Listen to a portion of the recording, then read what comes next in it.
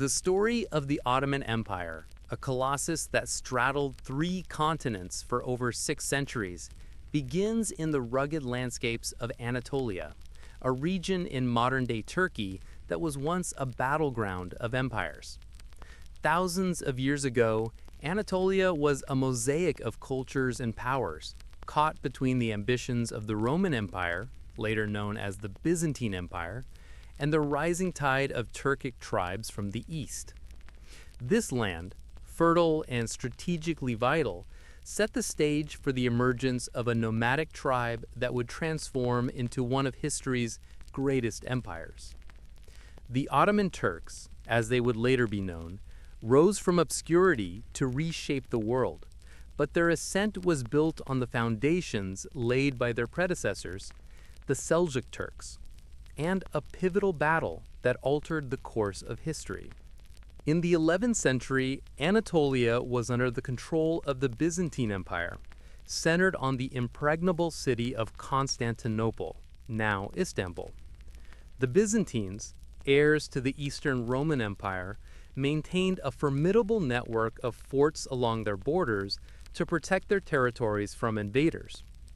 To the east, the Seljuk Empire, a confederation of Turkic tribes, was expanding its influence.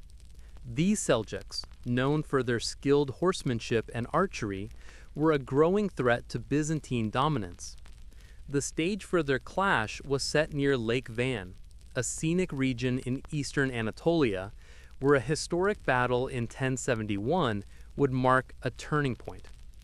The Battle of Manzikert, fought in August 1071, was a defining moment. The Byzantine Emperor Romanus IV Diogenes sought to crush the Seljuk threat once and for all. He marched with an army of over 100,000 men, a formidable force that included mercenaries and allied troops. In contrast, the Seljuk Sultan Alp Arslan commanded a smaller army of approximately 30,000, composed largely of expert cavalry and archers. Alp Arslan, already engaged in a campaign against the Fatimid Caliphate in Egypt, was reluctant to fight on 2 fronts. He proposed a truce to Romanus, offering to halt Seljuk raids into Byzantine territory if the Byzantines ceased their attacks on Seljuk lands. However, the ambiguous borders and lack of control over frontier regions rendered the agreement ineffective, and Romanus pressed forward, determined to assert Byzantine dominance. As Romanus advanced toward Manzikert, Alp Arslan abandoned his campaign in Egypt and rallied his forces in Iran. He chose to confront the Byzantines on the banks of Lake Van, leveraging the element of surprise. In a daring maneuver, Alp Arslan's cavalry launched a rear attack, catching the Byzantine army off guard. The Seljuks' agility and archery skills, honed through years of nomadic warfare, sowed chaos among the Byzantine ranks. A rumor of Romanus's death further demoralized his troops, and internal defections, some Byzantine units secretly joined the Seljuks, sealed their fate. Within 24 hours, the massive Byzantine army was routed, and Romanus was captured, a moment that stunned the medieval world. In a remarkable display of chivalry, Alp Arslan treated the captured Romanus with respect, hosting him as a guest rather than a prisoner. During their meeting, Alp Arslan famously asked Romanus what he would have done if their roles were reversed. Romanus replied that he would have killed or paraded Alp Arslan in Constantinople. Alp Arslan, with the cryptic smile, declared, "My punishment is far worse. I will forgive you." True to his word, he negotiated a treaty granting the Seljuks control over much of Anatolia, including key cities, and released Romanus with promises of tribute and a marriage alliance. However, Romanus's return to Constantinople was marred by betrayal. Rebels, seizing the opportunity of his defeat, overthrew him, blinded him, and imprisoned him, where he died in agony. Anatolia, now largely under Seljuk control, would never again fall to the Byzantines, despite their repeated attempts to reclaim it. This victory opened Anatolia to Turkish settlement, paving the way for the Ottoman Turks, a lesser-known tribe at the time. Little is recorded about their early history, whether their original name, religion, or way of life. Historical accounts written a century later describe them as brave, warlike nomads who roamed Anatolia's lush plains, herding livestock and forging alliances. They served as a strategic buffer for the Seljuks, guarding the empire's western frontiers against Byzantine incursions. However, the Seljuk Empire faced its own challenges, particularly from the east, where the Mongol invasions under Genghis Khan devastated Muslim states from Central Asia to Baghdad. The Seljuks, weakened by these attacks, fragmented into smaller states, including the Sultanate of Rum in Anatolia, ruled by Alp Arslan's descendants. Amid this power vacuum, the Ottoman Turks began to coalesce under a charismatic leader named Osman. His origins are shrouded in mystery. Some sources suggest his name was Otman, later Arabized to Osman. What is clear is his reputation as a fearless warrior and skilled horseman, capable of uniting disparate tribes. Osman's warriors, renowned for their ability to shoot arrows backward while galloping, became a formidable force. His leadership attracted other Turkish chieftains, and his small band grew into a significant military power, strong enough to deter Mongol raids. Osman's ambition was to challenge the Byzantine Empire, but a natural obstacle stood in his way, the Sangarin River, guarded by Byzantine outposts. Around 1300 to 1302, a natural disaster, likely a flood, altered the river's course, destroying the Byzantine forts and allowing Osman's forces to cross. This stroke of fortune enabled him to conquer key territories, including Yenişehir, which he made his capital. Osman's victories earned him widespread acclamation among Anatolia's Turks, who saw in him a leader capable of fulfilling their aspirations. A pivotal moment in his rise was a prophetic dream interpreted by his mentor, Sheikh Ad-Ibili. In the dream, a moon rose from the sheikh's heart and entered Osman's, from which a tree grew, its branches spreading across continents. 4 rivers flowed from its roots, and 4 mountains supported its branches, with leaves blowing toward a great city where 2 oceans and continents met, Constantinople. The sheikh interpreted this as a divine promise of a vast empire and offered his daughter, Rabia, in marriage to Osman. This alliance, coupled with Osman's growing military prowess, set the stage for the Ottoman Turks to emerge as a dominant force, laying the foundation for an empire that would endure for centuries. The Battle of Manzikert and the subsequent rise of Osman marked the seeds of dreams for the Ottoman Empire. From a nomadic tribe in a contested land, the Ottomans would grow to challenge empires, conquer Constantinople, and leave an indelible mark on history. The next chapter would see Osman's successors build on this foundation, transforming a fledgling state into a superpower. Osman's legacy and Orhan's expansion. The seeds of the Ottoman Empire, sown in the fertile plains of Anatolia after the Seljuk victory at Manzikert, began to sprout under the leadership of Osman, the enigmatic founder whose vision of a vast empire was ignited by a prophetic dream. His conquests, enabled by a combination of strategic brilliance and fortunate circumstances, laid the groundwork for a state that would soon challenge the Byzantine Empire.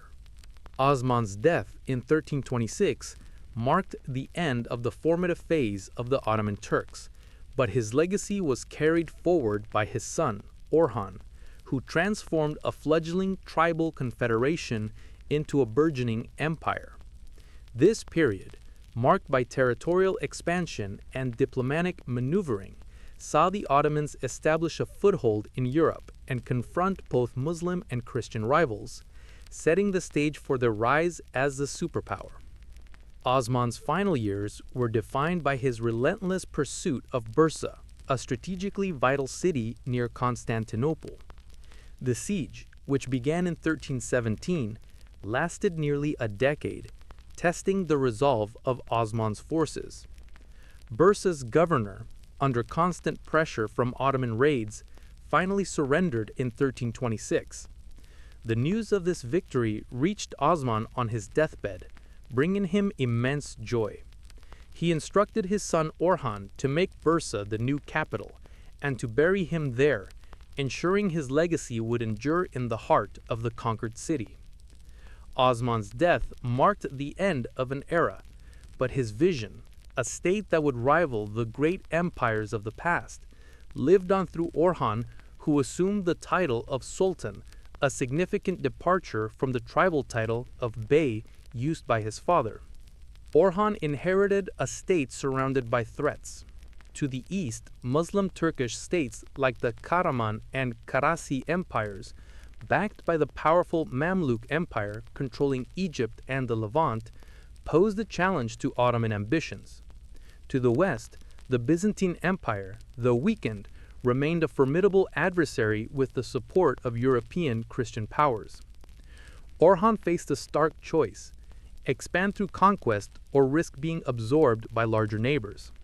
His strategy combined military prowess with diplomatic ingenuity, allowing the Ottomans to navigate the complex political landscape of Anatolia and beyond. Orhan's first objectives was to secure Bithynia, a region in northern Anatolia still dotted with Byzantine fortresses. In 1328, the Byzantine Emperor Andronikos III led an army of 4,000 to relieve the besieged cities of Nicomedia, modern Izmit, and Nicaea. Orhan, informed of the emperor's advance, seized a strategic advantage at Maltepe, a hill offering a clear view of the approaching Byzantine forces. His cavalry, skilled in archery and ambush tactics, launched a devastating attack, spreading a false rumor of the emperor's death. The Byzantine army, demoralized and disorganized, retreated to Constantinople, leaving Bithynia vulnerable. One by one, the region's fortresses fell to the Ottomans, cementing their control over northern Anatolia and dealing a psychological blow to the Byzantines, who had long viewed themselves as invincible. Orhan's success in Bithynia was not merely a military triumph, but a signal to the Turks of Anatolia that the Ottomans were a rising power. His ability to defeat a Byzantine emperor in the field elevated his status, attracting more tribes to his banner. However, Orhan's ambitions extended beyond Anatolia. The Byzantine Empire, though weakened, still controlled Constantinople and parts of Thrace, while the Karasi Turks, a rival Muslim state, threatened Ottoman dominance in western Anatolia. To counter these challenges, Orhan employed a blend of warfare and diplomacy, exploiting divisions within the Byzantine Empire to expand into Europe. In 1341, a golden opportunity arose when the Byzantine Empire descended into civil war. General John Cantacuzènos, seeking to claim the throne, rebelled against the young Emperor John V and his regent mother Anna of Savoy. Cantacuzènos, recognizing the Ottomans' military strength, sought Orhan's support, offering his daughter Theodora in marriage. Orhan agreed, seeing a chance to gain a foothold in Europe without direct conflict. In 1346, he sends his son Suleiman with a large army to Gallipoli, a strategic point on the Dardanelles, the narrow straits separating Anatolia from Europe. This move, facilitated by Cantacuzènos' invitation, allowed the Ottomans to establish a military base in Europe without shedding blood, a remarkable achievement that marked their first step across the continental divide. The alliance with Cantacuzènos proved transformative. By 1347, after 6 years of civil war, Cantacuzènos was declared co-emperor, weakening the Byzantine Empire further as Serbia and Bulgaria seized territories in Thrace. The Ottomans, now with influence inside Constantinople, capitalized on the chaos. Suleiman, stationed in Gallipoli, began expanding Ottoman control into Thrace, west of Constantinople, invoking the tradition of Gaza, holy war to expand Islamic territory. This alarmed the Byzantines, who criticized Cantacuzènos for inviting the Ottomans into Europe. When Catacuzenos demanded that Orhan limit his forces to the Gallipoli base, Orhan refused, declaring that lands incorporated into the Muslim state would not be relinquished.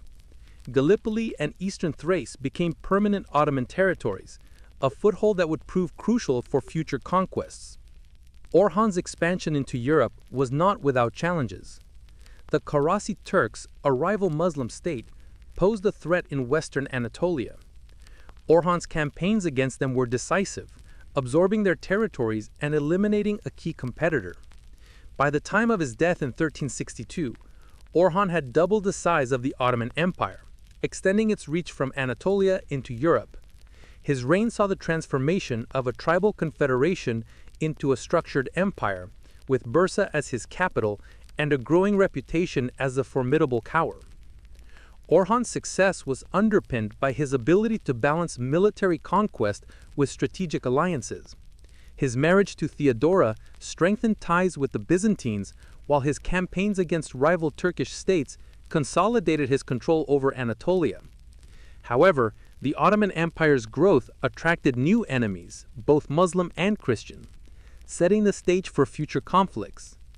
Orhan's death left the empire to his sons, Suleiman, Murad, and Halil, with a question of succession looming large. The tradition of fratricide, a grim practice to ensure stability, would soon come into play, as Murad emerged as the next sultan after eliminating his brother Halil. Suleiman, who had led the European campaign, had already died, leaving Murad to inherit an empire poised for further expansion but surrounded by threats. The Ottoman Empire under Orhan had evolved from a nomadic tribe into a state with imperial ambitions. The conquest of Bithynia, the alliance with Catacuzenos, and the establishment of a European foothold marked significant milestones. Yet the empire faced a precarious future, with the Byzantine Empire to the west, rival Turkish states to the east, and the ever-present threat of European crusades. Murad I would inherit these challenges, along with the opportunity to build on his father's legacy through military innovation and bold conquests.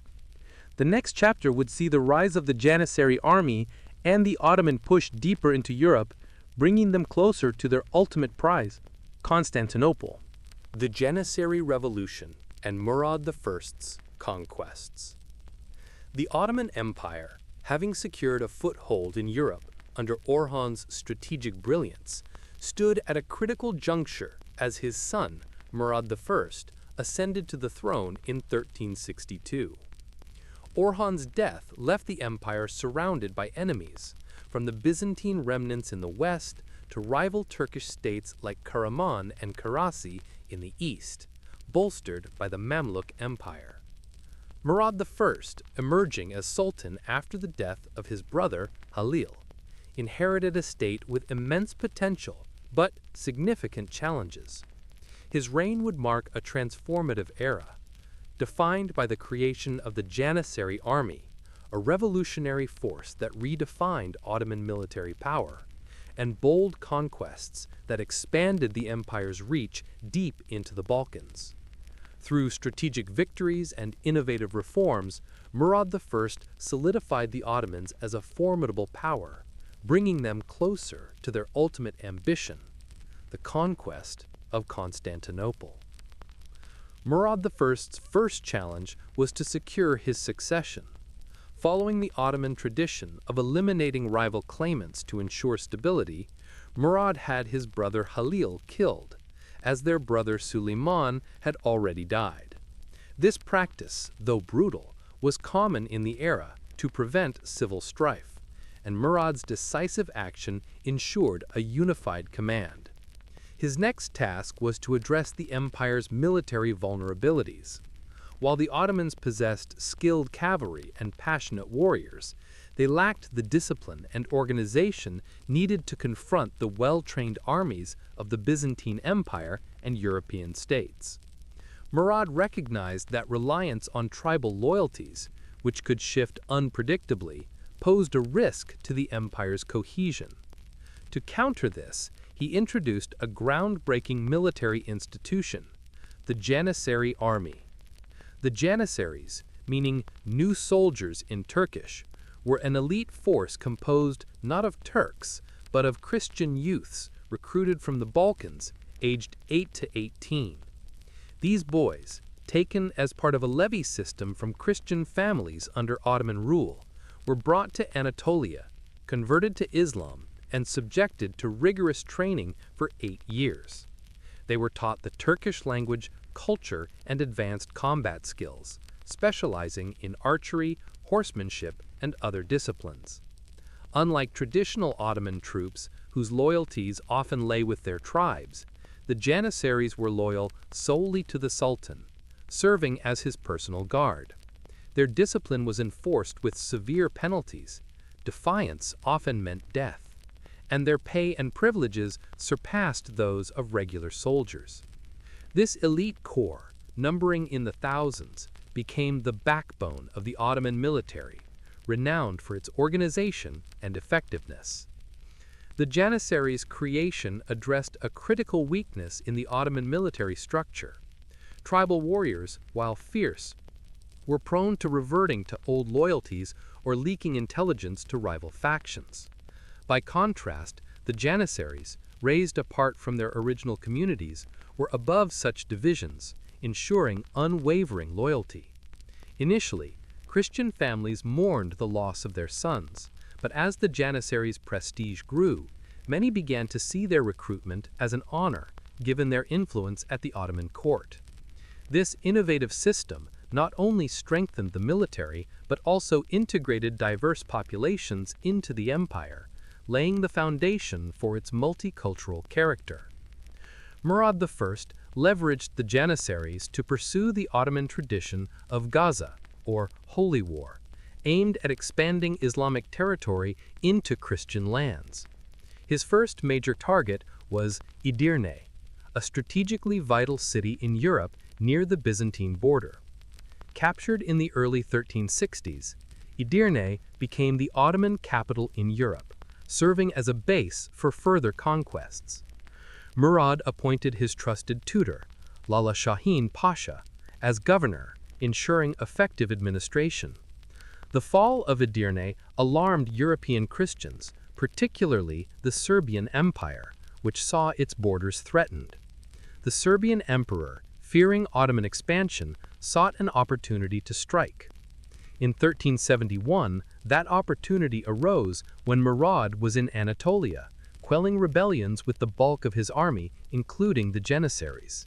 Lala Shahin Pasha, stationed in Edirne with a small force of about 1,000 men, received intelligence that a Serbian army of 50,000 was preparing to attack.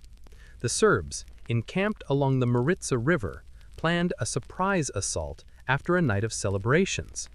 Lala Shahin Pasha, a master strategist, seized the moment. With just 800 soldiers, he launched a nighttime ambush on the unsuspecting, inebriated Serbian camp. The sudden attack caused panic, and the Serbs, believing they faced a much larger force, fled toward the river where thousands were cut down or drowned. Known as the Battle of Maritsa, or the Great Destruction of the Serbs, this victory shattered the Serbian Empire, forcing its fragmented states to accept Ottoman suzerainty and pay tribute. The Battle of Maritsa was a testament to the Ottoman strategic prowess and the power of intelligence in warfare. It not only crippled a major European rival, but also sent a clear message: the Ottomans were a force to be reckoned with. The victory expanded Ottoman control over the Balkans, with states like Serbia and Bulgaria becoming vassals, obligated to provide tribute and soldiers. This success emboldened Murad to continue his campaigns, pushing deeper into Europe while consolidating power in Anatolia. By the late 1380s, however, a new challenge emerged. Prince Lazar of Serbia, refusing to pay tribute, rallied a coalition of Christian states, including Bosnia and Bulgaria, with support from the Pope. This coalition, bolstered by papal knights, aimed to expel the Ottomans from Europe. In 1389, at the Battle of Kosovo, Murad faced a Christian army of 100,000 with his 60,000-strong force, including 2,000 Janissaries. The battle, fought near modern-day Kachanik, was fierce. Initially, the Christians gained the upper hand, but Murad's bold decision to deploy his elite guards turned the tide. Tragically, Murad was killed by a Christian knight who infiltrated his ranks, and Lazar was also slain. Despite these losses, the Ottoman army, led by Murad's son Bayezid, prevailed when a significant portion of the Christian forces retreated, possibly due to betrayal or exhaustion. The Battle of Kosovo, though inconclusive in some respects, was a strategic victory for the Ottomans. It broke the Serbian resistance, turning the Balkans into a network of Ottoman vassals. By 1390, Murad's empire spanned 100,000 square kilometers, triple the size inherited from Orhan. His introduction of the Janissaries and conquests in Europe transformed the Ottoman state into a formidable power poised to challenge the Byzantine Empire's heart, Constantinople. Murad's death left the empire to Bayezid, who concealed his father's demise to secure his succession, ordering the death of his brother Yaqub to prevent a power struggle. Bayezid inherited a robust empire but faced new threats, particularly from the east, where the rising Timurid Empire under Emir Timur loomed large. The stage was set for a clash of titans, as the Ottomans' ambitions in Europe and Asia brought them into conflict with another superpower, testing the resilience of Murad's legacy and the Janissaries' strength. Bayezid's ambitions and the Timurid catastrophe. The Ottoman Empire, fortified by Murad I's innovative Janissary army and his sweeping conquests in the Balkans, stood as a formidable power by the late 14th century. With Edirne as its European capital and a network of vassal states stretching across Serbia and Bulgaria, the empire was poised for further expansion. Murad's death at the Battle of Kosovo in 1389 thrust his son, Bayezid I, onto the throne under precarious circumstances. Known as the Thunderbolt for his swift and decisive campaigns, Bayezid inherited a robust empire, but faced mounting challenges from both within and beyond its borders. His reign would be marked by bold conquests, internal consolidation, and a catastrophic confrontation with the Timurid Empire under Emir Timur, which nearly shattered the Ottoman state. This era tested the resilience of the empire, revealing both its strengths and vulnerabilities as it navigated a complex web of rivalries. Bayezid's ascension was secured through the grim tradition of fratricide. To prevent a civil war, he ordered the execution of his brother Yaqub, who had fought bravely at Kosovo, ensuring uncontested rule. This act, though ruthless, was a pragmatic necessity in an era where divided leadership could destabilize an empire. Bayezid, now Sultan, inherited a state spanning 100,000 square kilometers with a disciplined military bolstered by the Janissaries and a treasury enriched by Balkan tributes. His ambition was to expand further, targeting both the remaining Byzantine territories and rival Muslim states in Anatolia, while fending off European crusades inspired by the Pope. Bayezid's early reign was characterized by rapid military campaigns, earning him his epithet. In Anatolia, he moved to subdue rival Turkish beyliks, such as Karaman and Aydin, which had resisted Ottoman dominance. These states, often supported by the Mamluk Empire, posed a persistent threat to Ottoman unity. Bayezid's forces, leveraging the Janissaries' discipline and cavalry tactics, swiftly annexed these territories, consolidating Ottoman control over much of Anatolia. His campaigns were not merely territorial, but also symbolic, signaling to both Muslim and Christian powers that the Ottomans were the preeminent force in the region. In Europe, Bayezid continued his father's policy of Gaza, targeting the Byzantine Empire and its allies. He tightened the Ottoman grip on Thrace and laid siege to Constantinople itself in 1394, aiming to capture the Red Apple, the city that symbolized global dominance in Ottoman lore.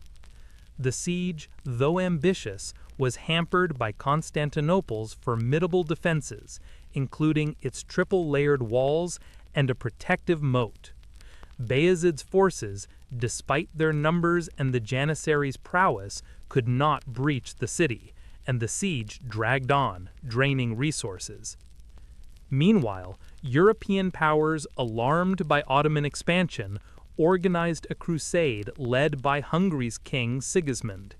In 1396, at the Battle of Nicopolis, Bayezid's army decisively defeated the Crusaders, capturing thousands and executing many to deter future invasions. This victory solidified Ottoman dominance in the Balkans, but drew the attention of a far greater threat from the east, Emir Timur, the fearsome ruler of the Timurid Empire. Timur, a Turkish Mongol warlord, had carved out a vast empire stretching from Baghdad to Delhi, known for his ruthless campaigns and towering pyramids of skulls left in his wake. By the late 1490s, tensions between the Ottomans and Timurids escalated as both empires harbored each other's rebels, a dangerous diplomatic affront. Bayezid sheltered a rebel leader from Timur's court, while Timur granted asylum to Turkish chieftains fleeing Ottoman rule. The breaking point came when Bayezid annexed territories near Sivas, a city claimed by Timur, prompting the Timurid ruler to invade Anatolia. In 1402, the two empires clashed at the Battle of Ankara, a confrontation that would reshape Ottoman history. Bayezid, confident in his military, assembled an army of 80,000, including 20,000 Janissaries, to face Timur's larger force of over 100,000. The battle took place on a plain near Ankara, where Timur's strategic genius outmatched Bayezid's aggression. Timur employed a scorched earth tactic, poisoning water sources and exhausting the Ottoman army through forced marches. As the battle commenced, Timur feigned a retreat, luring Bayezid's forces into a trap. His cavalry, supported by war elephants, outflanked the Ottomans, while defectors from Bayezid's ranks, Turkish chieftains resentful of his centralizing policies, joined Timur. The Janissaries fought valiantly, but the Ottoman army, dehydrated and outnumbered, collapsed. Bayezid was captured, a humiliating blow to the empire. Legend holds that Timur kept him in a golden cage, though historical accounts suggest he was treated with respect but died in captivity in 1403, possibly by suicide. The Battle of Ankara plunged the Ottoman Empire into chaos, known as the Ottoman Interregnum. Bayezid's sons, Suleiman, Isa, Musa, and Mehmed, vied for the throne, triggering a civil war that fragmented the empire. Each son controlled a different region, Suleiman in Edirne, Mehmed in Amasya, Isa in Bursa, and Musa in the Balkans.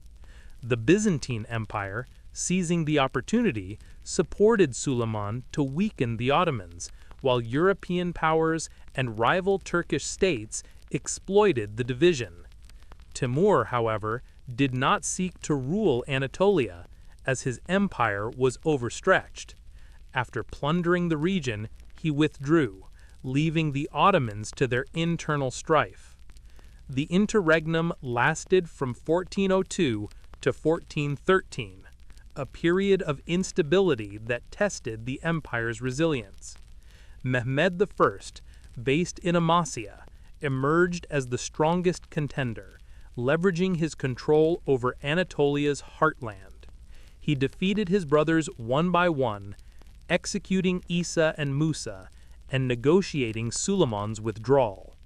By 1413, Mehmed I, known as the Restorer, unified the empire, restoring its territorial integrity. His reign focused on rebuilding the Ottoman state, strengthening the Janissary core, and reasserting control over vassal states in the Balkans. Mehmed's diplomatic efforts also secured peace with the Byzantines, who were too weak to capitalize on the Ottoman collapse. Mehmed I's death in 1421 paved the way for his son Murad II, who inherited a recovering empire. Murad II continued his father's work, consolidating power and introducing new military innovations, such as muskets, to modernize the Ottoman army. His campaigns against Greece, Albania, and Serbia restored the empire's status as a superpower, setting the stage for the ultimate prize, Constantinople. The Battle of Ankara, though a near-fatal blow, revealed the Ottoman Empire's ability to endure and recover from crisis, a testament to its institutional strength and loyalty of its core forces, particularly the Janissaries. Bayezid's reign, marked by ambition and hubris, expanded the Ottoman Empire but exposed its vulnerabilities to external threats like Timur. The interregnum that followed was a dark chapter, yet it underscored the empire's resilience.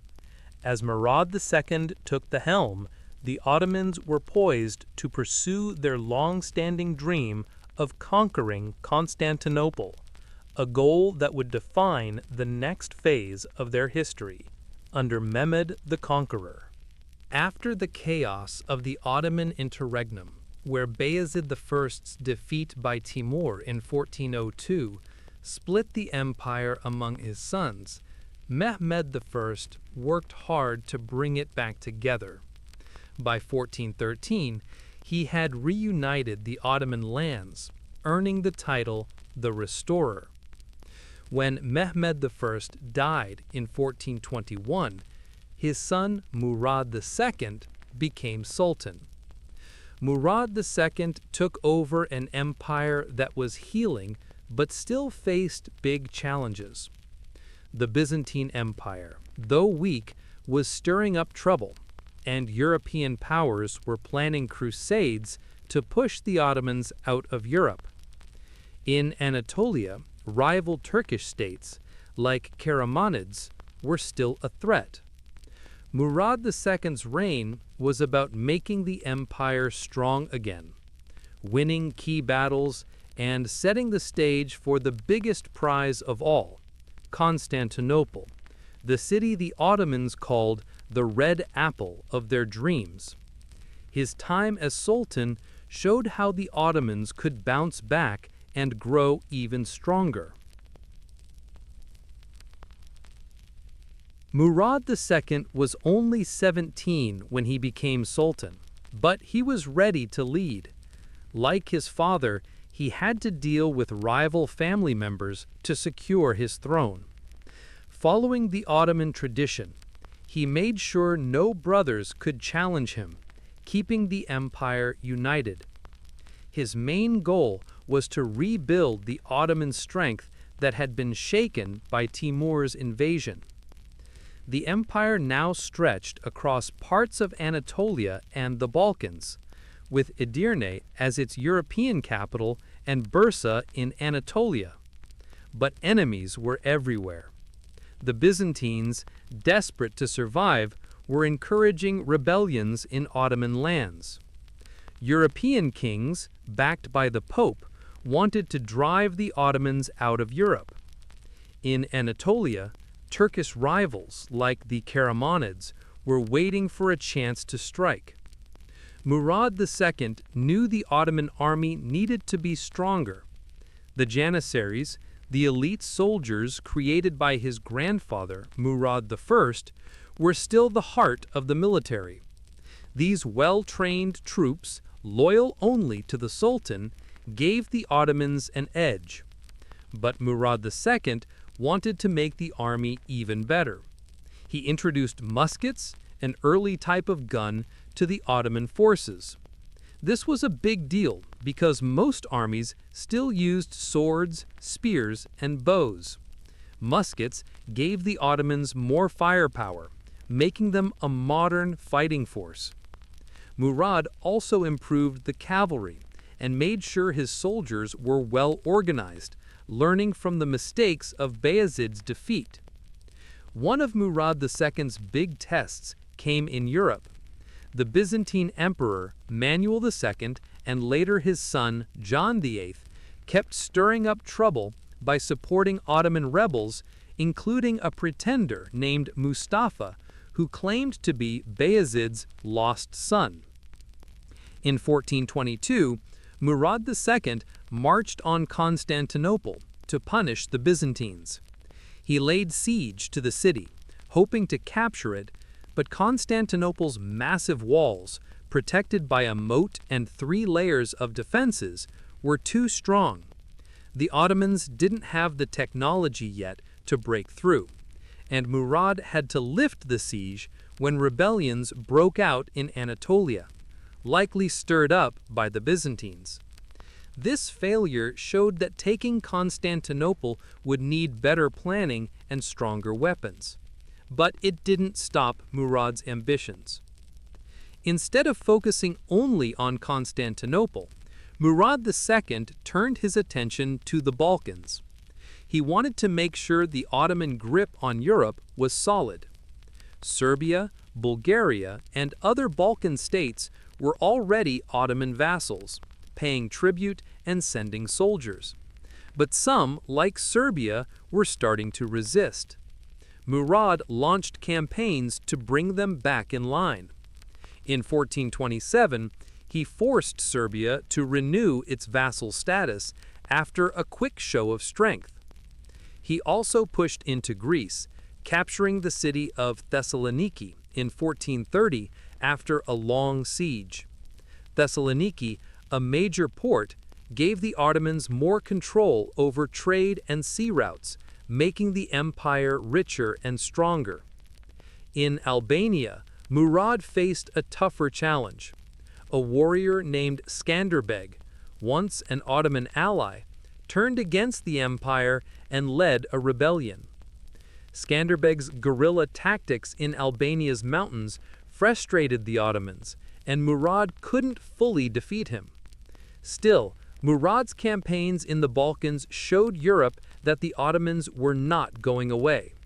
His victories made vassal states like Serbia and Bosnia more loyal, sending troops to fight for the Ottomans and boosting the empire's manpower. The biggest test for Murad II came in 1444 at the Battle of Varna. European powers, led by Hungary's King Vladislav and backed by the Pope, formed a crusade to push the Ottomans out of Europe. They gathered a huge army of about 40,000, including knights from Hungary, Poland, and other states. Murad, who had briefly retired and handed the throne to his young son Mehmed, was called back to lead the Ottoman army. With around 60,000 troops, including janissaries and musketeers, Murad met the Crusaders at Varna on the Black Sea coast. The battle was fierce, with the Christians' heavy knights charging the Ottoman lines. But Murad's strategy was smarter. He used his cavalry to outflank the enemy and his janissaries to hold the center. When King Vladislav was killed in the fighting, the Crusader army fell apart, and the Ottomans won a huge victory. The Battle of Varna was a turning point. It showed that the Ottomans could defeat Europe's best armies even when they worked together. The victory crushed the idea of a united Christian front against the Ottomans and made the Balkans firmly part of the empire.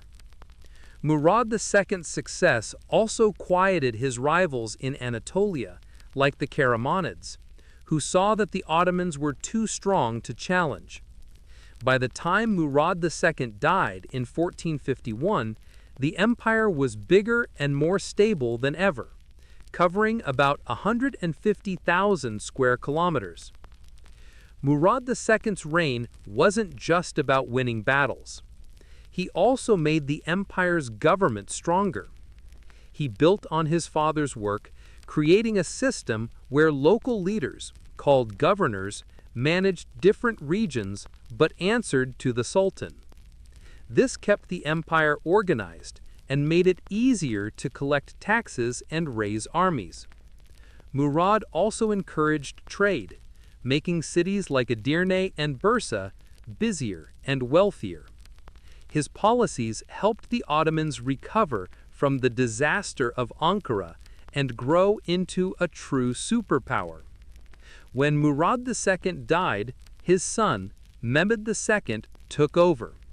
Only 19 years old, Mehmed was ambitious and determined to achieve what his father couldn't, capturing Constantinople. Murad II had set the stage by making the empire strong, modernizing the army, and securing the Balkans. The next step would be the biggest yet, as Mehmed II, soon to be called the Conqueror, turned his eyes to the city that had been the Ottoman dream since Osman's time. The stage was set for a historic siege that would change the world. Mehmed II and the conquest of Constantinople. The Ottoman Empire, strengthened by Murad II's victories and reforms, was ready for its greatest triumph when Mehmed II became Sultan in 1451.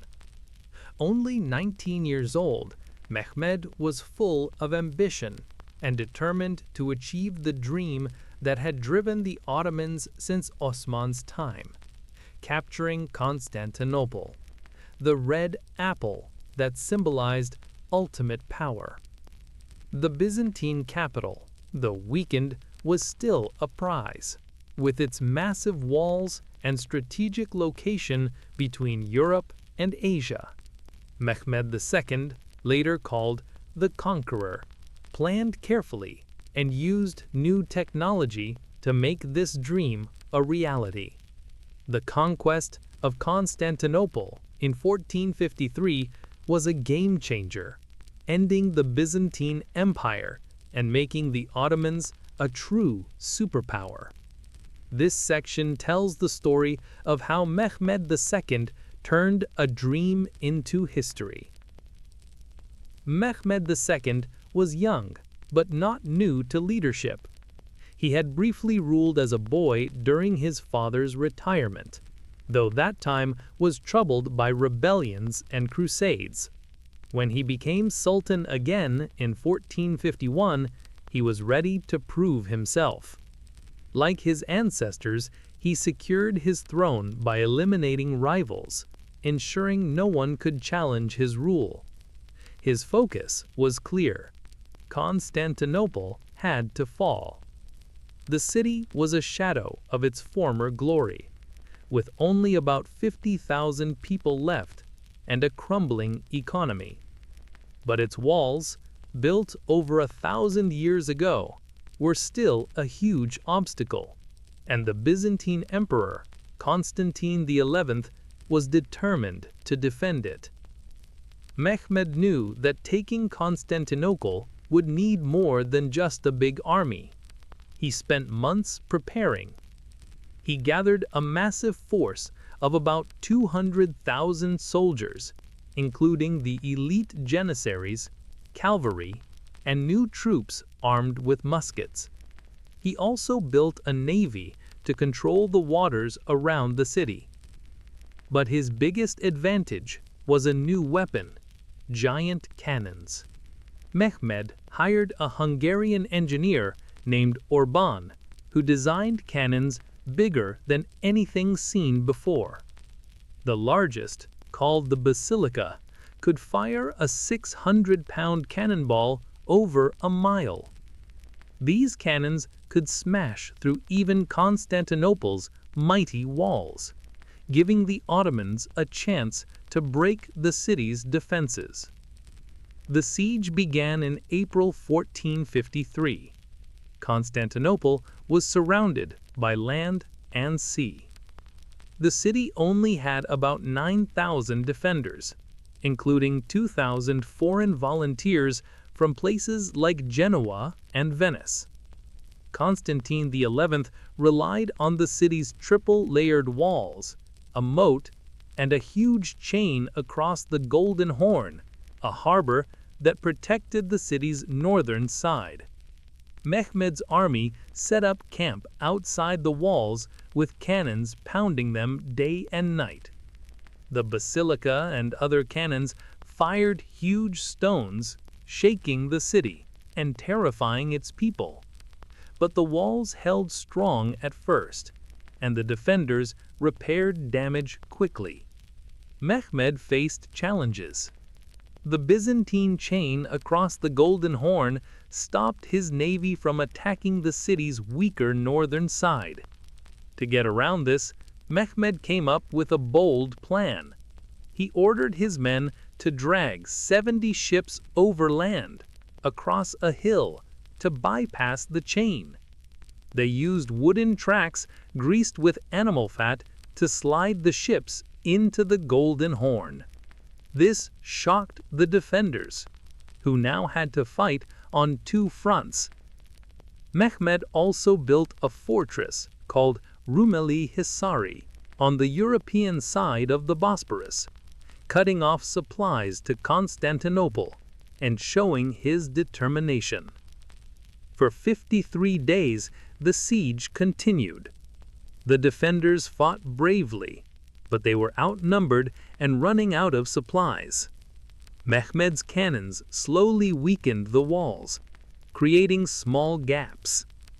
He sent wave after wave of soldiers to attack, but the Janissaries, his best troops, were held back for the final push.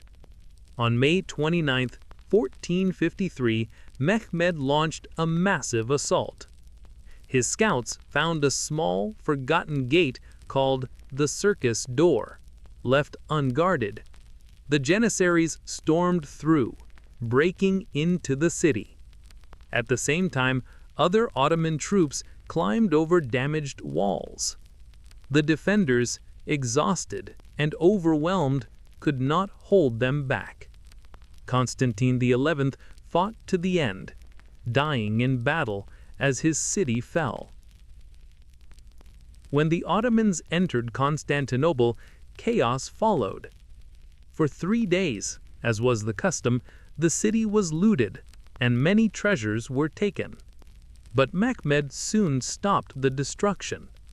He wanted Constantinople to be his new capital, not a ruin. He rode into the city on a white horse and went straight to Hagia Sophia, the great Christian cathedral. He ordered it turned into a mosque, renaming it Hagia Sophia. This was a powerful symbol showing the world that the city was now Muslim and Ottoman. Mehmed also showed mercy. He allowed Christians to keep their religion, inviting them to stay and rebuild the city. He wanted Constantinople, now called Istanbul, to be a thriving capital, not an empty shell. The conquest of Constantinople was a huge victory. It ended the Byzantine Empire, which had lasted over 1,000 years. Istanbul became the new heart of the Ottoman Empire, a city connecting Europe and Asia. The victory made Mehmed II a legend, earning him the title the Conqueror. It also sent shockwaves through Europe, where kings and popes feared the Ottomans' growing power. The Ottomans now controlled key trade routes, making them richer and stronger. Istanbul's location made it a center for trade, culture, and power, attracting people from all over the world. Mehmed's success came from his planning, his use of new weapons like cannons, and his bold ideas, like dragging ships over land. But he also built on the work of his ancestors.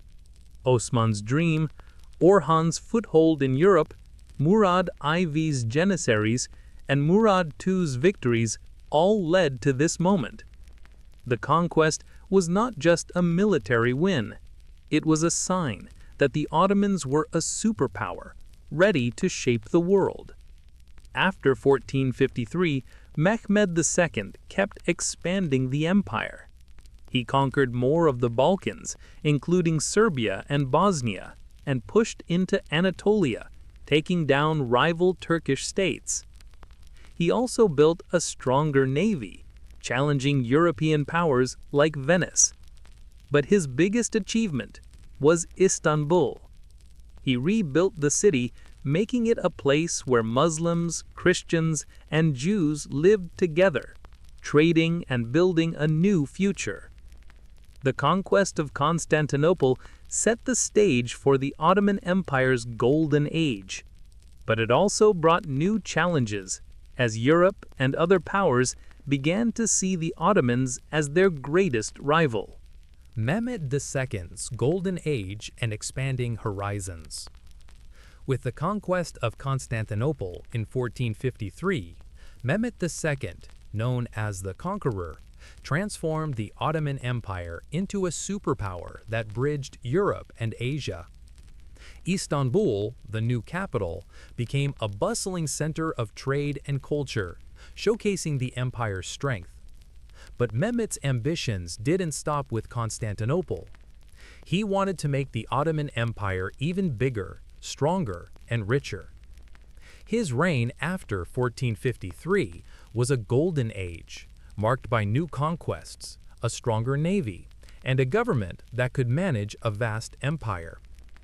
This section tells how Mehmet built on his victory, expanded into the Balkans and Anatolia, and faced new challenges from Europe and beyond, setting the stage for the Ottoman Empire's peak.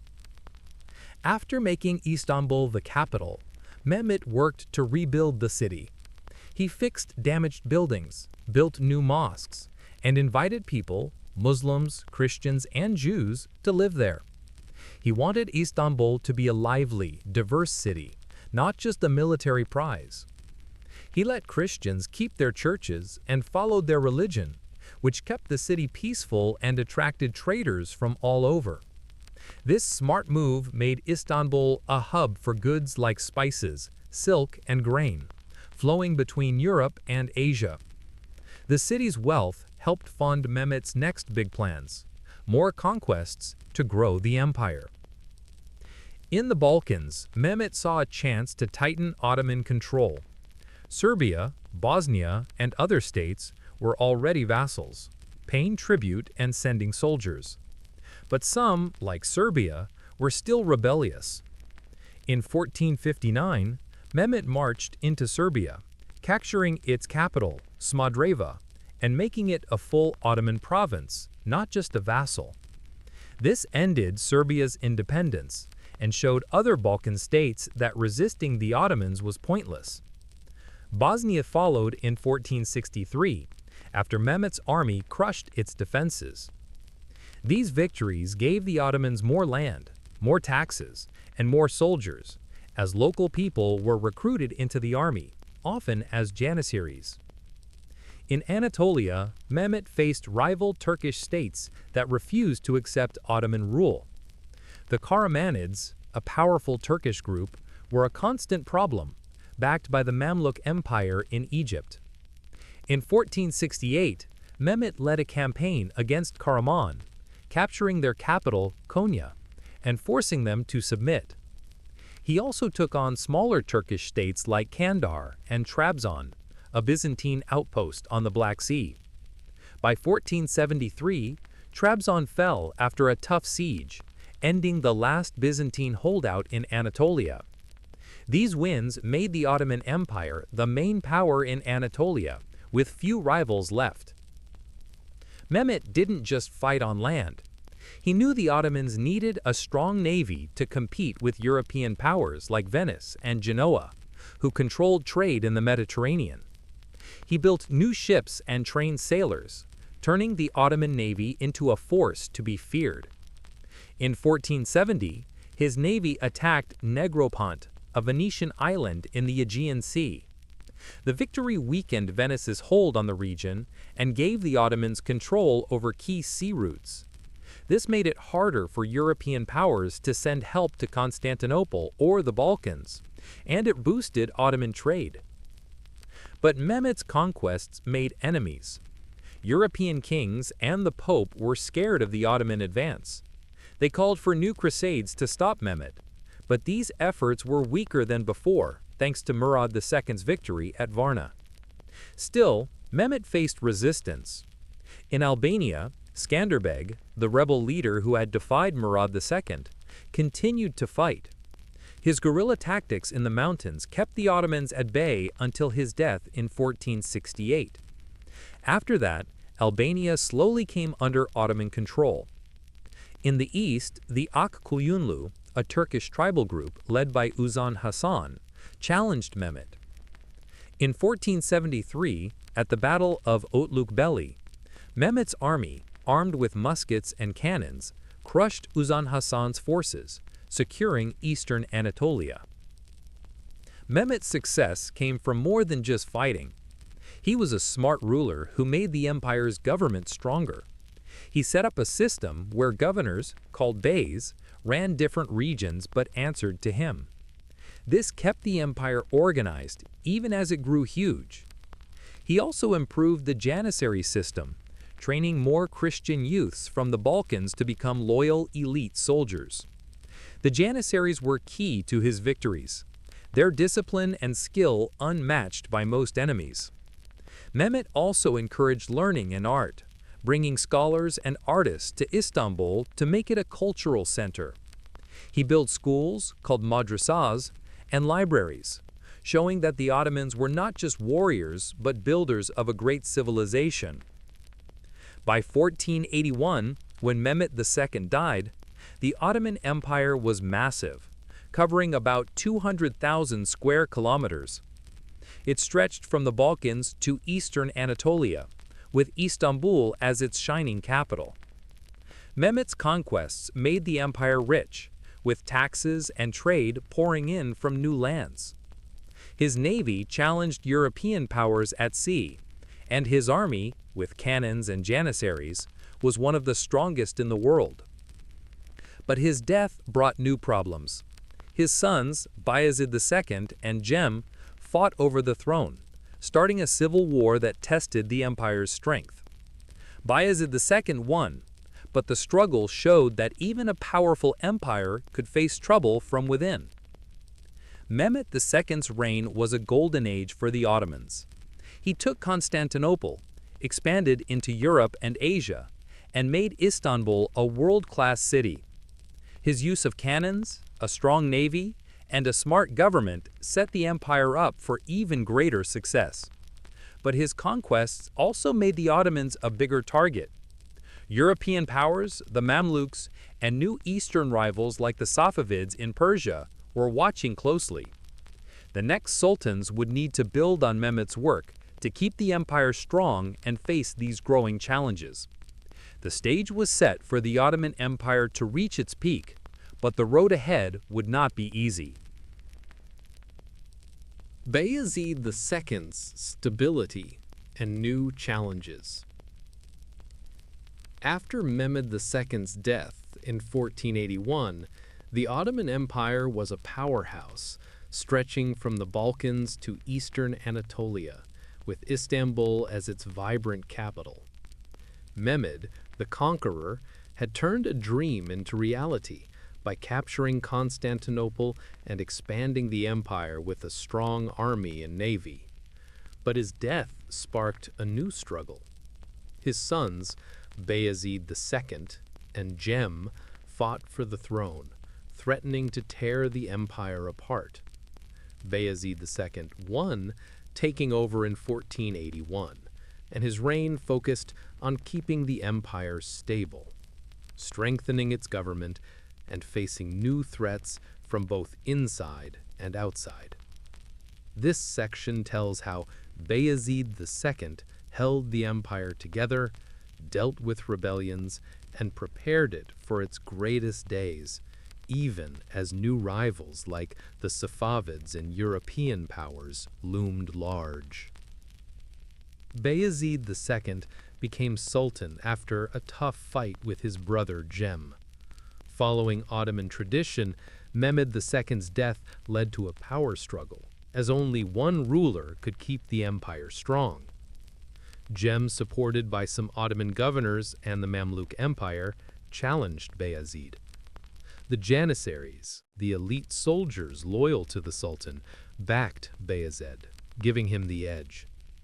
After defeating Cem in battle, Bayezid forced his brother to flee to Egypt and later to Europe, where Cem was held captive by Christian knights. This civil war was a close call, but Bayezid's victory showed that the empire's systems, its army and government, were strong enough to survive internal conflicts. Bayezid II, known as the Just, was different from his father. While Mehmed loved conquest, Bayezid focused on keeping what the empire already had. He knew that constant wars had tired the army and drained the treasury. Instead of big invasions, he worked to make the empire's government better and keep its lands peaceful. He improved the system of governors called beys, who ran regions like Serbia, Bosnia, and Anatolia. These governors collected taxes, kept order, and raised soldiers, making the empire run smoothly. Bayezid also built more schools and mosques, encouraging trade and learning in cities like Istanbul, Edirne, and Bursa. This made the empire richer and kept people loyal. But Bayezid faced big challenges. In the east, a new rival appeared, the Safavid Empire in Persia, led by Shah Ismail. The Safavids were Shia Muslims, while the Ottomans were Sunni, and this religious difference caused tension. Shah Ismail encouraged rebellions among Shia groups in eastern Anatolia, threatening Ottoman control. In 1511, a major rebellion led by a Shia leader called Shakulu broke out in Anatolia. Bayezid sent his army, including Janissaries, to crush it. But the uprising showed that the Safavids were a growing danger. Bayezid tried to avoid all-out war with them, focusing instead on keeping his eastern borders secure. In Europe, Bayezid dealt with smaller conflicts. The Ottoman Empire controlled most of the Balkans, but Hungary and Venice were still threats. In 1499, Bayezid's navy fought Venice in the Battle of Lepanto, not the famous 1571 battle. The Ottomans won, capturing key ports and weakening Venice's power in the Mediterranean. This victory showed that the Ottoman navy, built by Mehmed II, was now a major force. Bayezid also faced raids from Hungary, but he kept them in check with quick military campaigns, making sure the Balkans stayed under Ottoman control. He avoided big wars in Europe, knowing that peace would help the empire grow stronger. Another challenge was the Mamluk Empire, which ruled Egypt, Syria, and parts of Arabia. The Mamluks were powerful and saw the Ottomans as rivals. They had supported Cem against Bayezid and sometimes backed Turkish states like Karaman to cause trouble. Bayezid signed peace treaties with the Mamluks to avoid war, but tensions remained. He knew that fighting the Mamluks would be costly, so he focused on building up the Ottoman army and navy instead, preparing for future conflicts. Bayezid also faced problems at home. The Janissaries, the empire's best soldiers, were becoming more powerful. They were loyal, but sometimes demanded more pay or privileges, which could cause trouble. Bayezid kept them happy by giving them rewards and keeping them busy with small campaigns. He also welcomed Jewish and Muslim refugees from Spain, who were fleeing persecution after 1492. These newcomers brought skills in trade, medicine, and crafts, making cities like Istanbul and Thessaloniki even richer. This smart move showed Bayezid's ability to strengthen the empire without fighting. By the end of his reign, Bayezid II had ruled for over 30 years, a long time for an Ottoman sultan. The empire was stable, with strong borders, a growing economy, and a powerful military. But as Bayezid grew older, new problems arose. His sons Selim, Ahmed, and Korkut began fighting over who would take the throne. The Janissaries and some governors backed Selim, who was a strong military leader. In 1512, Bayezid was forced to step down and Selim became sultan. Bayezid died soon after, possibly poisoned, ending his long and steady reign. Bayezid II's time as sultan was not about huge conquests like his father's, but about keeping the empire together. He dealt with rebellions, managed rivals like the Safavids and Mamluks, and made the government stronger. His navy won key battles, and his policies kept the economy growing.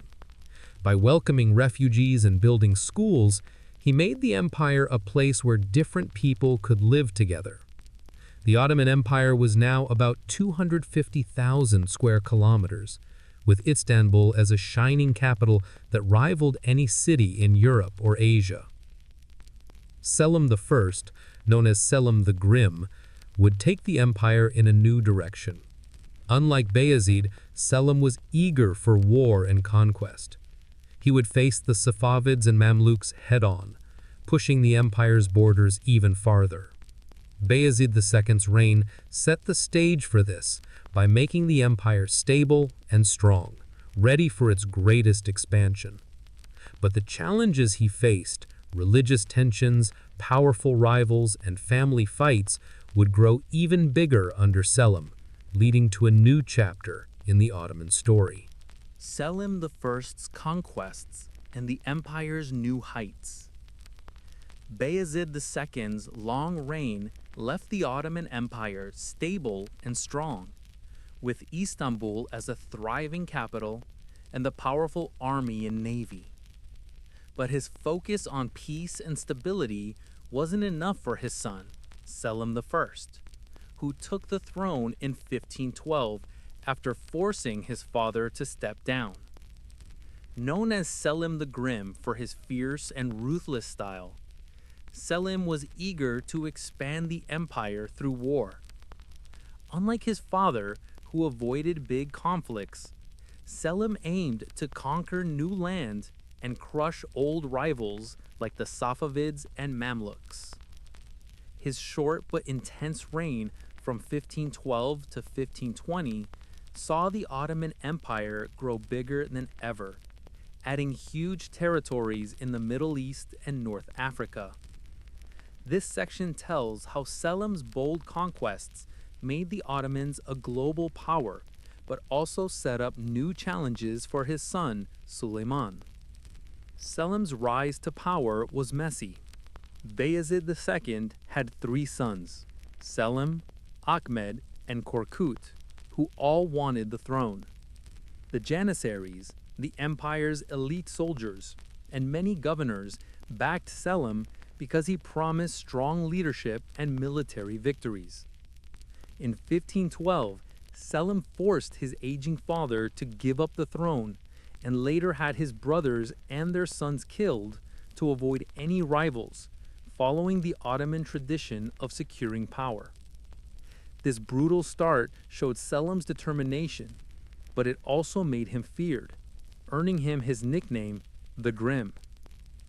Selim's first big target was the Safavid Empire in Persia, led by Shah Ismail. The Safavids were a major threat because they were Shia Muslims, while the Ottomans were Sunni, and this religious divide caused trouble. Shah Ismail had stirred up rebellions in eastern Anatolia, like the Shakulu uprising during Bayezid's reign, weakening Ottoman control. Selim decided to strike hard. In 1514, he led a huge army of 100,000, including Janissaries armed with muskets and cannons, to face the Safavids at the Battle of Chaldiran in modern-day Iran. The Safavids had a smaller army, about 40,000, mostly cavalry with bows and spears. Selim's cannons and muskets gave him a big advantage, blasting through the Safavid lines. The Ottomans won a crushing victory, capturing the Safavid capital Tabriz and taking eastern Anatolia, including cities like Van and Erzurum. The Battle of Chaldiran was a turning point. It weakened the Safavids and stopped their influence in Ottoman lands. Selim's victory also brought the Kurds who lived in the region under Ottoman rule, adding their warriors to the army. But Selim didn't stay in Persia. The harsh winter and long supply lines forced him to pull back, keeping only parts of eastern Anatolia. Still, the win showed the world that the Ottomans were a military powerhouse thanks to their modern weapons and disciplined janissaries. Next, Selim turned to the Mamluk Empire, which ruled Egypt, Syria, and parts of Arabia, including the holy cities of Mecca and Medina. The Mamluks had been rivals for years, supporting rebels against the Ottomans and controlling key trade routes. In 1516, Selim marched into Syria with an army of 80,000. At the Battle of Marj Dabek, near Aleppo, the Ottomans faced a Mamluk army of similar size. Again, Selim's cannons and muskets made the difference, smashing the Mamluks' traditional cavalry. The Mamluk Sultan was killed, and the Ottomans took Syria, including Damascus, a major city. In 1517, Selim pushed into Egypt, capturing Cairo after another victory at the Battle of Ridaniya. The Mamluk Empire collapsed, and Egypt became part of the Ottoman Empire. This was a huge win. Egypt was rich with fertile lands along the Nile and control over trade routes to India and East Africa. The Ottoman navy grew stronger with Egyptian ports, challenging European powers like Venice and Portugal in the Red Sea and Indian Ocean. Most importantly, Selim took control of Mecca and Medina, making him the custodian of the two holy mosques. This gave the Ottomans religious authority in the Muslim world, boosting their prestige. Selim also brought the title of Caliph to the Ottoman Sultans, making them both political and religious leaders. Selim's conquests doubled the empire's size to about 500,000 square kilometers. He added Syria, Egypt, and parts of Arabia, making the Ottomans a true empire across 3 continents: Europe, Asia, and Africa. The new lands brought in huge wealth from taxes and trade, filling the treasury.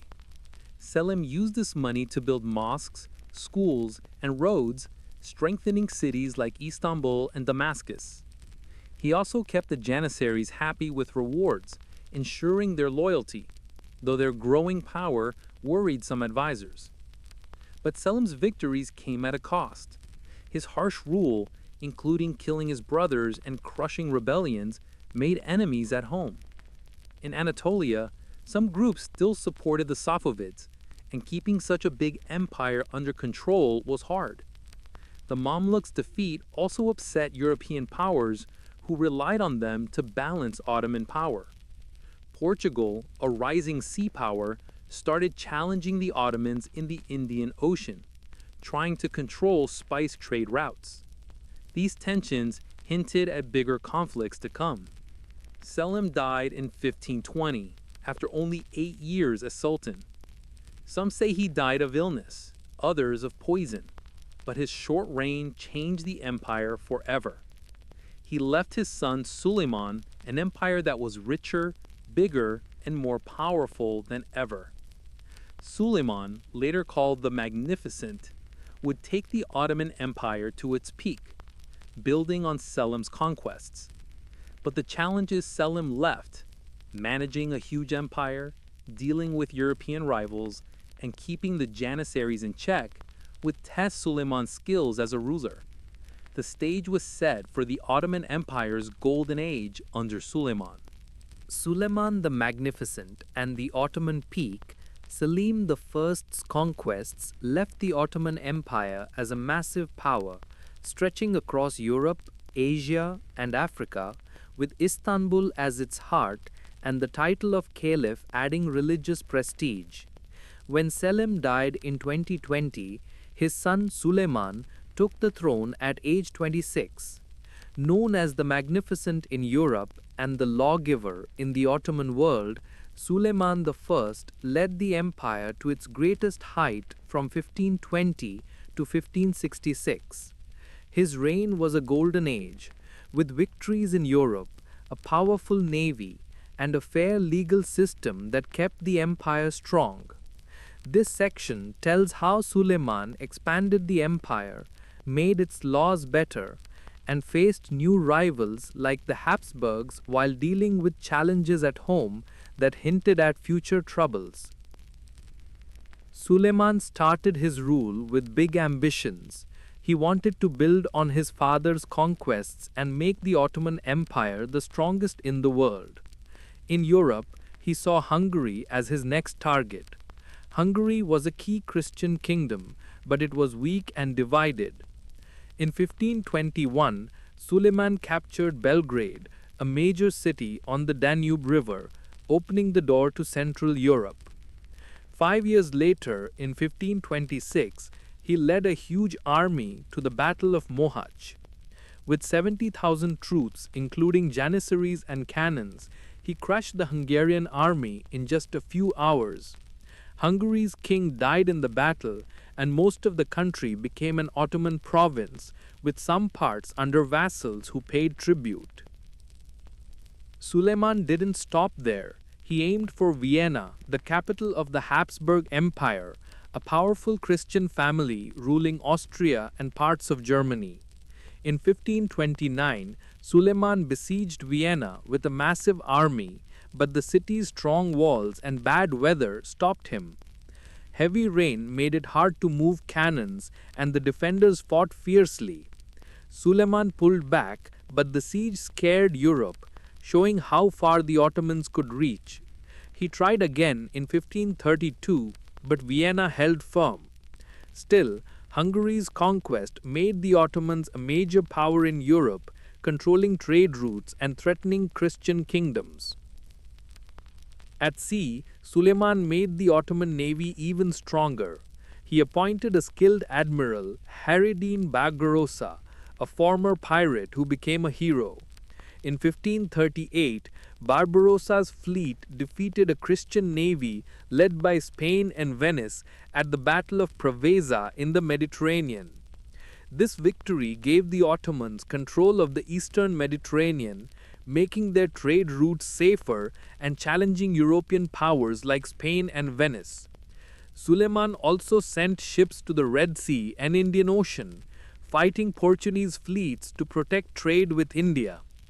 These naval wins made the Ottoman Empire a sea power, not just a land empire.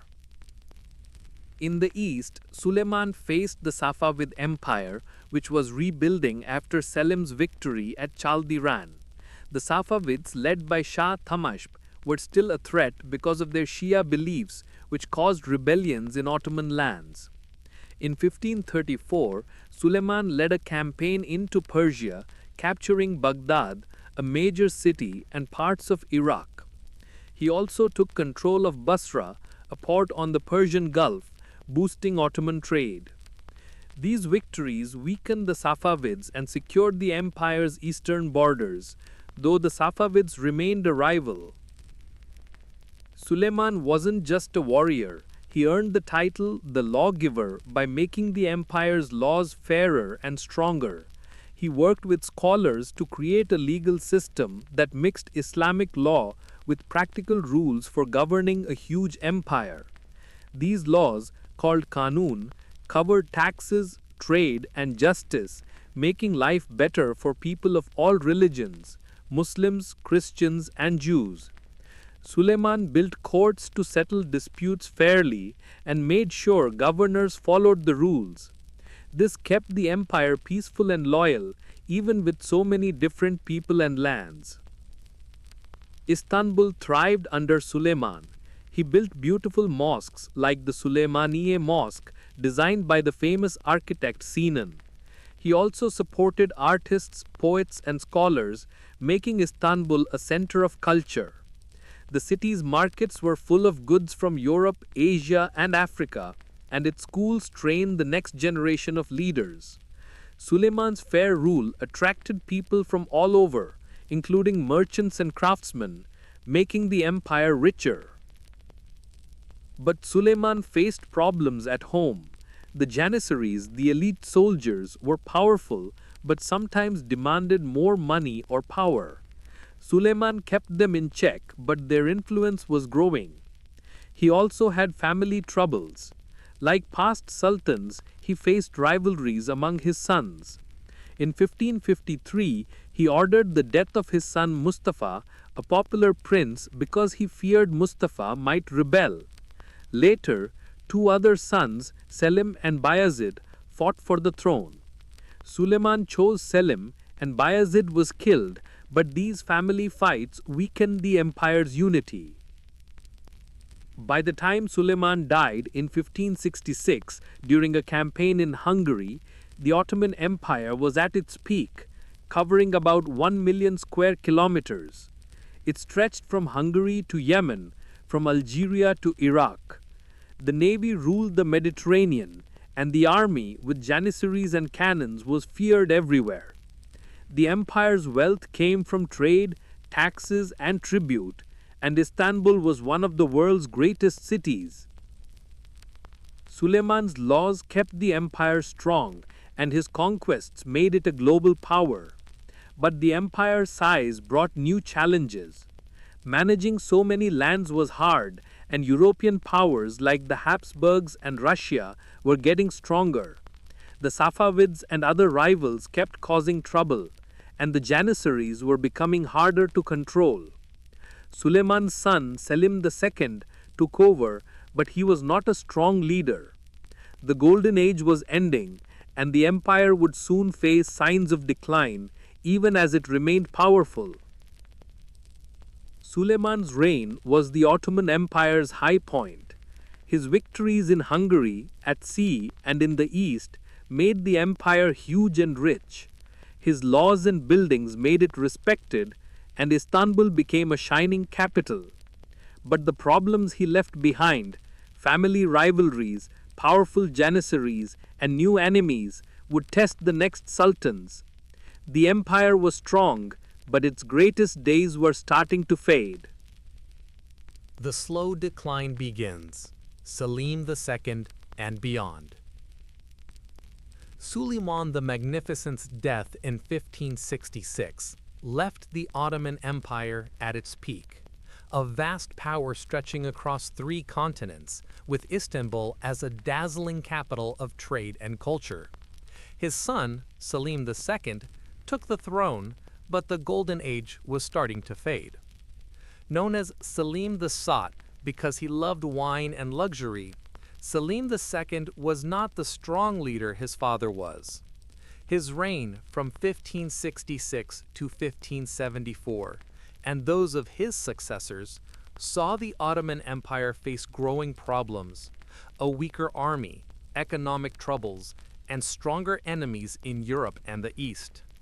This section tells how the empire began to lose its shine as internal issues and external threats started to chip away at its power, setting the stage for its long decline.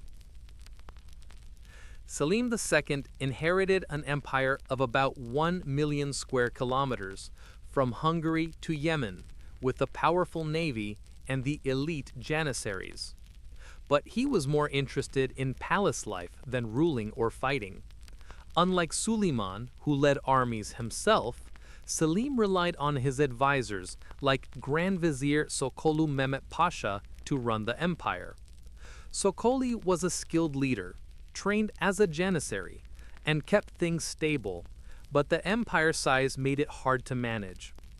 Governors in far-off places like Egypt or Iraq sometimes acted on their own, and collecting taxes from so many lands was getting tougher.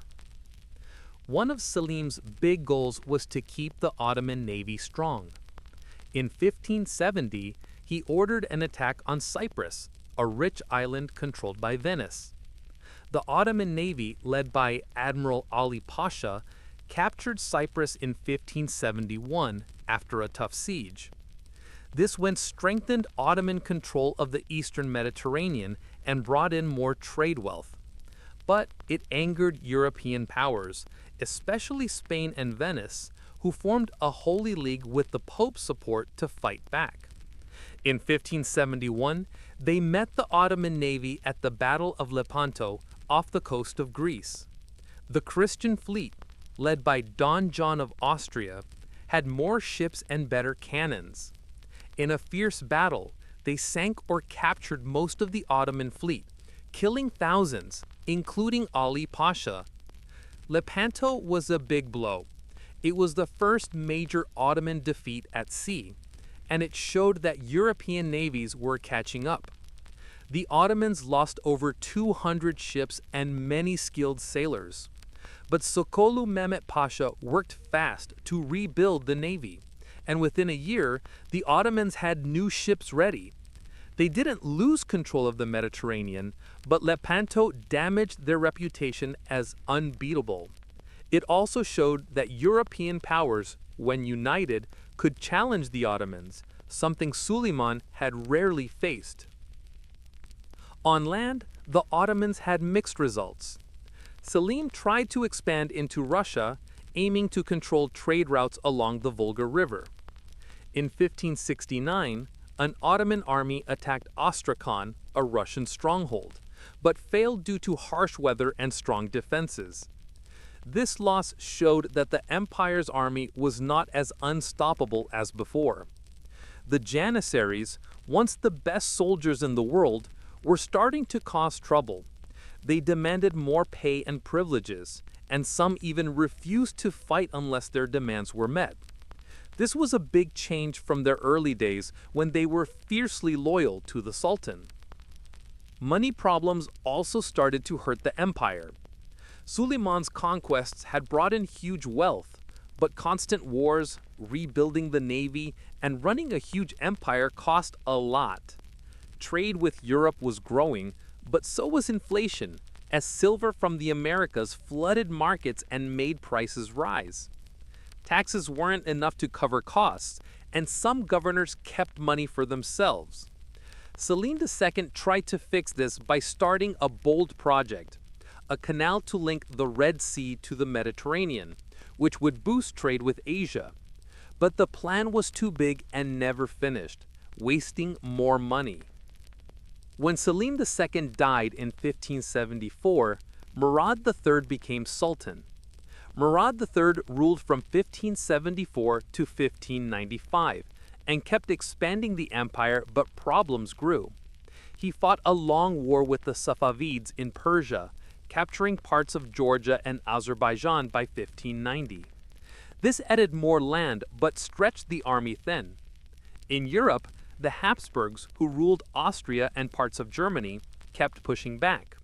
The Ottomans won some battles, like in Hungary, but the wars dragged on with no big gains.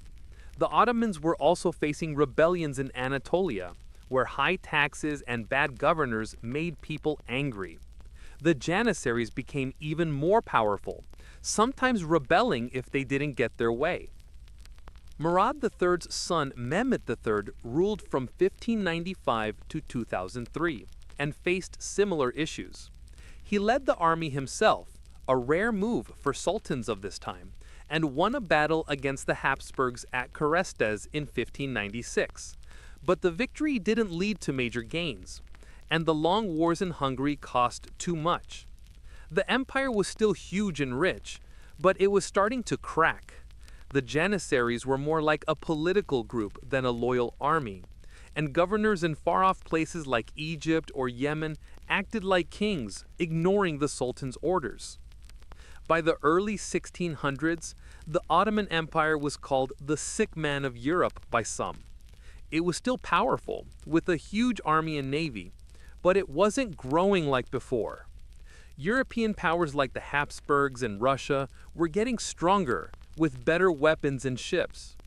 The Safavids kept causing trouble in the east, and trade routes were shifting as Europeans sailed directly to Asia, bypassing the Ottoman lands.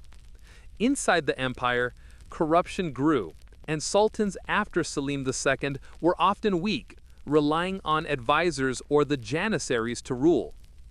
The empire's decline was slow, not sudden. It still controlled vast lands, from the Balkans to Egypt, and Istanbul was a major city. But the signs were clear. The army wasn't as strong, money was tight, and rivals were catching up. The next sultans would struggle to keep the empire together as these problems grew, leading to the final chapter of the Ottoman story. The fall of the Ottoman Empire and its legacy. The Ottoman Empire, once a mighty superpower under Suleiman the Magnificent, began to weaken under Selim II and his successors. By the late 16th century, the empire faced growing problems, a troublesome janissary army, money shortages, and stronger enemies like the Habsburgs and Russia. Known as the sick man of Europe, the empire struggled to hold its vast lands together. From the 1600s to its end in 1922, the Ottoman Empire slowly lost ground as internal chaos and external pressures tore it apart. This final section tells how the empire declined, fought to survive, and finally collapsed, leaving a legacy that still shapes the modern world. After Selim II's death in 1574, sultans like Murad III and Mehmed III tried to keep the empire strong, but cracks were growing. The janissaries, once the empire's elite soldiers, became a big problem. They were no longer just loyal fighters, they acted like a powerful group, demanding more money and even overthrowing sultans they didn't like. In 1622, they killed Sultan Osman II, showing their dangerous influence. This made it hard for sultans to control the empire, as the janissaries often put their own interests first. Money troubles also hurt the empire. Wars with the Habsburgs in Europe and the Safavids in Persia cost a lot, and the treasury was running low. Trade was another issue.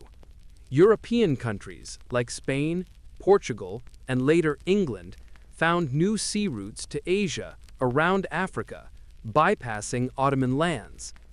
This cut into the empire's trade wealth from goods like spices and silk. Inflation, caused by cheap silver from the Americas, made prices rise, and taxes weren't enough to fix the budget. Governors in far-off places like Egypt or Iraq kept money for themselves, weakening Istanbul's control. In the 1600s and 1700s, the empire lost ground in Europe. The Habsburgs, ruling Austria and parts of Germany, pushed the Ottomans back. In 1683, the Ottomans tried to siege Vienna again, led by Grand Vizier Kara Mustafa. They gathered a huge army, but the Habsburgs, helped by Poland's King John Sobieski, defeated them at the Battle of Vienna. This loss was a turning point. The Habsburgs and their allies went on the attack, taking Hungary and parts of the Balkans by 1699, under the Treaty of Karlowitz. For the first time, the Ottomans lost major territories in Europe, showing they were no longer unstoppable. The 1700s brought more challenges. Russia, growing stronger under leaders like Peter the Great, became a new rival.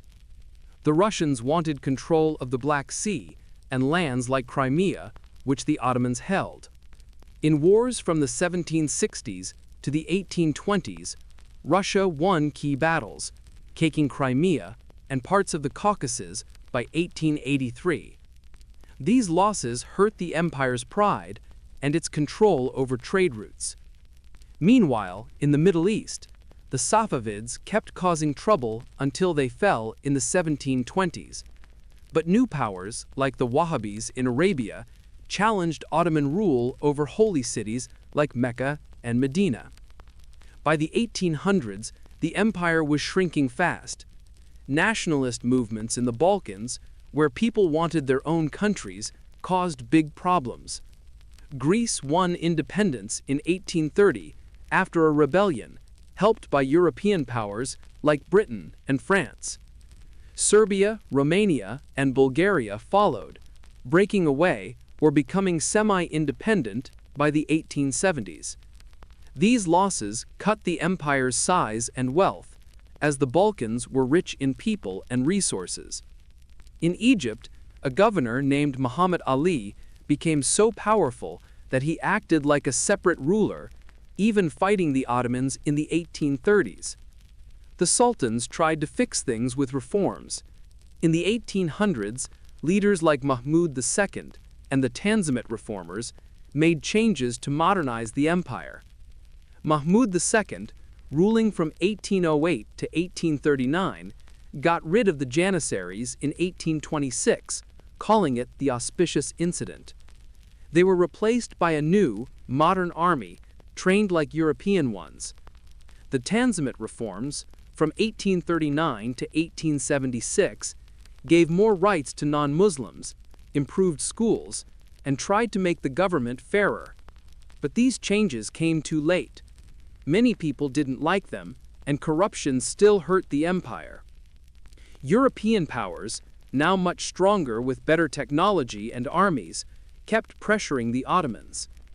Britain and France helped the empire against Russia in the Crimean War of 1853 to 1856, but only to keep Russia in check, not because they cared about the Ottomans.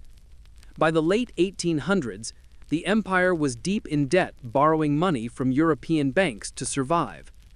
This gave countries like Britain and Germany more control over Ottoman lands, especially in trade and railways. The final blow came with World War I, from 1914 to 1918. The Ottomans, led by Sultan Mehmed V and the Young Turks, a reformist group, joined Germany against Britain, France, and Russia. They hoped a victory would save the empire. But the war was a disaster. The Ottomans fought hard, especially at Gallipoli in 1915, where they stopped a British invasion. But they lost battles in the Middle East, and Arab groups, backed by Britain, rebelled in 1916. By 1918, the empire was defeated, and Allied forces occupied Istanbul. In 1922, the Ottoman Empire ended.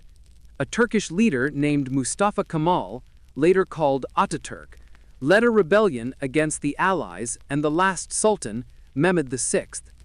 He created the Republic of Turkey, abolishing the Sultanate and Caliphate. The empire, once a giant of 3 continents, was gone, replaced by modern nations like Turkey, Syria, Iraq, and others carved from its lands. The Ottoman Empire's legacy lives on. It shaped the Middle East, Balkans, and North Africa, leaving behind art, buildings, and traditions. Istanbul's mosques, like Hagia Sophia, still stand as reminders of its glory. The empire's mix of cultures, Muslims, Christians, and Jews, living together, set an example, even if it wasn't perfect. Its fall led to new countries, but also conflicts over borders that continue today. From Osman's dream to its end in 1922, the Ottoman Empire was a story of rise, triumph, and decline, leaving a mark on history that's still felt.